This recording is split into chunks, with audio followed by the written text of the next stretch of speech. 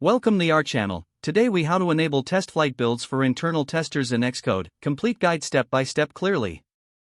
Open Xcode and load your project. Ensure you are signed in with your Apple ID. Navigate to the Signing and Capabilities tab in your project settings. Select your target and ensure the correct team is chosen under Team.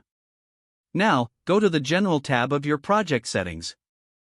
Scroll down to Identity and increment the version number if needed.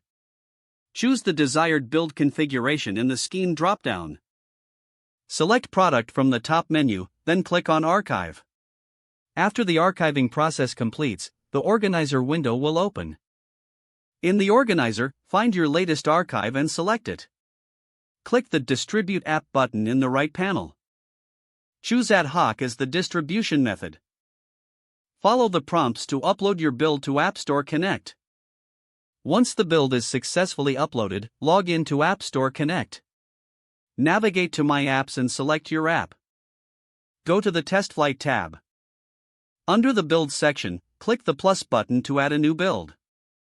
Select the build you just uploaded from the list and click Add. Fill in the Invite internal testers by adding their email addresses to the Testers section. Click Add to confirm your internal testers.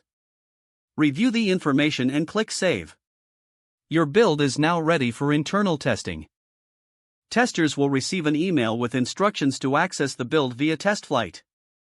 Monitor feedback from internal testers in App Store Connect.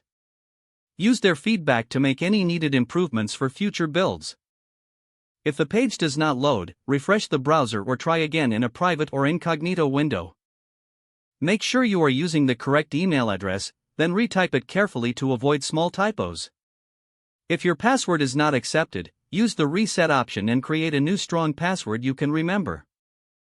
Check your spam folder for verification or security emails, then complete any requested confirmation steps.